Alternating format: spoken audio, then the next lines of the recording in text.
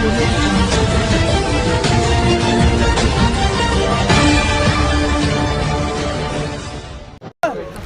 साहब तुम आगे बढ़ो, हम तुम्हारे पीछे हैं। पाटिल साहब तुम आगे बढ़ो, हम तुम्हारे साथ हैं।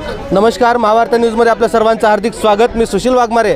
आज या ठिकाणी कथित भ्रष्टाचार प्रकरणी या ठिकाणी उपोषणाला बसलेले बालाजी पाटील चाकूरकर यांचा उपोषणाचा 11वा दिवस आणि 11व्या दिवशी त्यांच्या उपोषणाला अंशतः यश आलेलं आहे। या ठिकाणी प्रशासनाने त्यांच्या काही मागण्या मान्य केलेल्या आहेत। ते माझ्यासोबत आज बालाजी पाटील चाकूरकर आहेत। काय त्यांचं म्हणणं आहे, इथून पुढे त्यांच्या होणाऱ्या उपोषणाबाबत त्यांची भूमिका कशा प्रकारची असणार आहे हे आपण त्यांच्याकडनं जाणून घेऊया। सर, महावार्ता न्यूजमध्ये आपलं हार्दिक स्वागत। काय सांगाल की आपण गेल्या 11 दिवसापासून उपोषण करत होतात, आपल्या उपोषणाला खरोखर यश आलेलं आहे का? मी सर्वप्रथम माझी भूमिका सांगण्याच्या अगोदर या उपोषणामध्ये सहभागी असलेले माझे सर्व मित्र, सर्व तरुण बांधव, शेतकरी बांधव, कामगार बांधव, मजूर बांधव, हजारो महिलांनी मला भेटून दिलेली प्रेरणा आणि माझ्या या व्यापाऱ्यांनी चाकूर शहरासह तालुक्यातील सर्व व्यापारी बांधवांनी केलेलं त्याग आणि माझे भागवत शंकरे, संगम तोंडारे, रवी पटणे, अभिजित कामजवळगे यांचं आणि 3 गावातील कलकोटी, बावलगाव आणि आजनसोंडा या 3 गावातील शेतकऱ्यांनी मला दिलेली खंबीर साथ, या सर्वांचं आणि खऱ्या अर्थानं आमचं आंदोलन सर्व दूरपर्यंत नेण्याचं काम करणारे आमचे सर्व पत्रकार बांधव, यूट्यूब मीडिया, इलेक्ट्रॉनिक मीडिया या सर्वांचं सर्वप्रथम मी अगोदर कोटी कोटी अभिनंदन करतो आणि त्यांचे नतमस्तक होऊन कोपऱ्यापासून हात जोडून मी त्यांचा आभार मानतो। माझी पहिली प्रतिक्रिया हीच आहे की आम्ही जे 11 दिवसाचं आंदोलन केलेलं आहे, मी तुम्हाला पहिल्या पत्रकार परिषदेत सुद्धा सांगितलं होतं की ही लढाई सोपी नाही, ही लढाई सोपी नाही आणि नक्कीच ही लढाई सोपी नाही। किती त्रास झालेला आहे ही लढाई। 2 गावाची चौकशी उच्चपदस्थ अधिकाऱ्याकडून करावी याकरिता बालाजी पाटील चाकूरकरांना 11 दिवस आमरण उपोषण करावं लागले, अन्नत्याग करावा लागलाय। 84 गावाची चौकशी करायची आहे सुशीलजी, 82 गाव शिल्लक आहेत। ही लढाई सोपी नाही, पण मला विश्वास आहे या 2 गावातली पारदर्शक चौकशी आणि या चौकशीचा अहवाल राज्याच्या मुख्यमंत्र्याकडे जर आम्ही नेऊन सादर केला तर राज्याचे मुख्यमंत्री नक्कीच या भ्रष्टाचाराची SIT चौकशीसाठी ते परवानगी देतील आणि या तालुक्यामध्ये मी म्हणतोय 200 कोटी रुपयाचा भ्रष्टाचार, ते म्हणतायत 135 कोटी निधी आला, हे आकडे त्यांचे कपोलकल्पित आहेत। माझाही आकडा कपोलकल्पितच आहे, म्हणजे लोकांच्या कडून आलेल्या माहितीवर आधारित मी तो आकडा काढला आहे। आकडा कितीही असो, भ्रष्टाचार 100% झाला आहे। म्हणजे आपण भ्रष्टाचार झालाय हे ह्याच्यावरती आपण ठाम आहात? हो, ठाम म्हणजे काय, निश्चित ठाम आहे। आणि त्याच्यावर 53 लाखाची अनियमितता झाल्याची 3 गावातील थातूर मातूर चौकशीतून प्रशासनानेही शिक्कामोर्तब केलं आहे, पण प्रशासन त्यांच्यावर कारवाई करायची हिम्मत दाखवत नाही। आता बालाजी पाटील चाकूरकर या ठिकाणी मैदानात उतरला आहे। नुसतं पंचायत समितीचा भ्रष्टाचार काढून बालाजी पाटील थांबणार नाही। मी का सुशीलजी, मी का या लढ्यामध्ये उतरलो, हे जे गोरगरीब लोक आहेत ना, कोण 5,000, कोण 20,000, कोण 30,000, कोण 50,000, कोण लाख, असे जे रुपये देऊन विहीर गोठा, गायगोठा, शेततळं मागतात, लोकांना पैसे दिल्याशिवाय हे काम होत नाही, हे अशी जी वातावरण झालं आहे आणि या सगळ्या लोकांचा जो छळ आणि पिळवणूक ज्या कुण्या लोकांनी केली आहे, त्या लोकांचं रेकॉर्डवर येण्यासाठी आणि त्या लोकांचे सुद्धा पैसे त्या भ्रष्ट व्यक्तीला परत करण्यासाठी या सर्व प्रकरणामागे दोषी कोण आहे? या मागे अधिकारी दोषी आहेत, तृतीय श्रेणीतले अधिकारी दोषी आहेत, चतुर्थ श्रेणीतले अधिकारी दोषी आहेत, लोकप्रतिनिधी दोषी आहेत, गावातील प्रमुख पुढारी दोषी आहेत, त्याच्यासोबत बालाजी पाटील चाकूरकरही दोषी आहे. कारण मी का दोषी आहे? एवढा मोठा भ्रष्टाचार होत असताना बालाजी पाटील चाकूरकर तुम्ही इतके दिवस का डोळे झापलो होतो? माझा दोषच आहे ना. निश्चित. त्याच्यामुळं माझी चूक मला मान्य. ठीक आहे, परंतु आता या ठिकाणी आपण उपोषण सोडताय आणि काय तुम्हाला बाकीच्या सर्वांनी जे अधिकारी कर्मचारी आले होते तुम्हाला जे निवेदन दिलं गेलं आहे तुमच्या मागण्या किती मान्य झाल्या तुमच्या? माझ्या मागण्या 7 गावाची चौकशी उच्चस्तरीय व्हावी ही मागणी होती.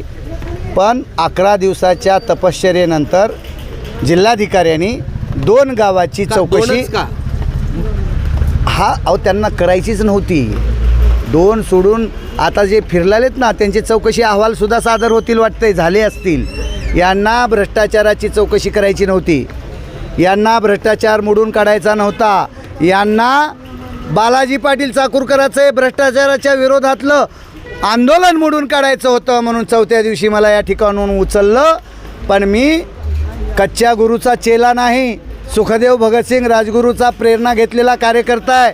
असा कसा मोडत नाही, भ्रष्टाचाराला मोडल्याशिवाय राहत नाही, हा संकल्प करून मी परत या ठिकाणी पहाटे 4 वाजता आलो आणि पुन्हा माझं आंदोलन पूर्ववत चालू केलं. म्हणून नाविलाजानं कठोर मानसिकतेतून कटू अंतकरणानं त्यांना हे 2 गाव आज स्वीकारावे लागलेत.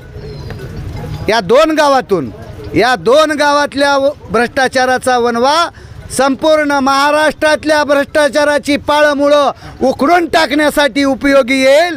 म्हणून मी जरा थोडंसं सावध भूमिका, कारण सर सलामत तो पगडी 50. यापुढची भूमिका काय आहे मग आपली? यापुढची भूमिका 2 गावाची चौकशीचा अहवाल देऊन या तालुक्याला SIT चौकशी लावण्यासाठी मी मुख्यमंत्र्याच्या दारात बसणार. निश्चितपणे या ठिकाणी त्यांची प्रमुख मागणी होती की निश्चित या ठिकाणी झालेल्या कथित भ्रष्टाचाराची SIT चौकशी व्हावी. या भूमिकेवर ते आजही ठाम आहेत. निश्चितपणे दुसऱ्या ज्या बाकीच्या मागण्या आहेत त्या बाकीच्या मागण्यासंदर्भात काय बाकीच्या सांगाल? मागण्याविषयी सरकार थोडंसं सकारात्मक झाले. शहराला जी नरेगाची योजना आहे त्या संदर्भात हे माझं सर्वात मोठं यश आहे बरं का. केंद्रीय कृषी मंत्र्यांनी दखल घेतली आहे आपल्या आंदोलनाची, त्यांच्यापर्यंत विषय आपला पोहोचला आहे. हे क्रांतीचं उगम क्षेत्र ठरायला लागलेलं आहे. देशामध्ये ही योजना लागू होणार आहे, त्यामुळं नरेगाची योजना लागू होईल. काय शब्द दिलाय तुम्हाला कृषी मंत्र्यांनी? कृषी मंत्र्यांनी म्हणजे कृषी मंत्र्याच्या OSDनी मला फोन केलेला आहे. त्यांनी सांगितलं आहे तुमच्याशी मी बोलणं करून देतो आहे, तुमच्या मागण्या काय आहेत तर त्यांना त्यांच्यापर्यंत तुम्ही पण पोहोचवा. तुमच्या मागण्या आमच्यापर्यंत पोहोचल्यात. मी त्यांना सांगितलं आहे शेतकरी हा शेतकरी आहे, त्याला शहरी किंवा ग्रामीण म्हणून याच्यामध्ये भेद करू नका. अल्पभूधारक शेतकरी हा शहरी किंवा ग्रामीण नसतो. शहरी किंवा ग्रामीण हा भेद न करता अल्पभूधारक शेतकऱ्याला ही नरेगाची आता जे नाव बदललं आहे जीरामजी VB जीरामजी ही योजना शहरातील शेतकऱ्यांना सुद्धा लागू करावी अशा प्रकारची विनंती मी त्यांना केली आहे. आणि ती विनंती मी विम्यासंदर्भात सांगतो. जिल्हा कृषी अधिकारी जाधव साहेब, तालुका कृषी अधिकारी आपले शिवचंद्रपाल जाधव, खंदाडे साहेब या सर्व लोकांनी आता मला व्यवस्थित पत्र दिले. त्यांनी सांगितलं आहे ज्या काही तुम्ही जे 72 ठिकाणी कापणी प्रयोग केलेले आहेत ते सुद्धा कसे केलेत त्याचीही मी चौकशी करायला लावेन. आणि या ठिकाणी चाकूर शहरातला जर विचार करायला गेला चाकूरच्या शेतकऱ्यांजवळ 5 ते 6 कोटी रुपयांचा या ठिकाणी विमा जमा झालेला आहे, परंतु त्यांना कसल्याही प्रकारचा विम्याचा मोबदला मिळालेला नाही असं वाटतंय मला. आपल्या चाकूर तालुक्याला, अहमदपूरला, शिरूर, आनंदपाडला पीक विम्यासाठी प्रशासन मला सहकार्य करायला तयार आहे. मी सर्वप्रथम पहिली भेट राणा जगजितसिंग साहेबाची घेणार, त्यानंतर मी सरकारशी बोलणार. सरकारसोबत मग ICICI लोंबार्ड या कंपनीच्या अधिकाऱ्याशी बोलणार आणि यांच्याशी बोलून मी पुढचा या विमा मिळवण्याच्या साठीचा लढा कशा पद्धतीचा असेल मी यथावकाश सांगेन. तसं तर मी सांगितलं आहे. जर यश मिळत नसेल तर मी लाँग मार्च काढून मी आपल्या ICICI लोंबार्ड कंपनीच्या कार्यालयावर ज्या तालुक्याला विमा मिळाला नाही त्या तालुक्यातल्या शेतकऱ्याचा लाँग मार्च काढून त्या कार्यालयावर मी लाँग मार्च धडकणार आणि ते कार्यालय सील करणार.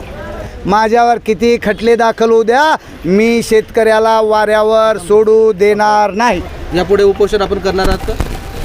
नाही, उपोषण हा शेवटचा मार्ग आहे. हे लोक मी 2 महिन्यापासून प्रयत्न करत होतो.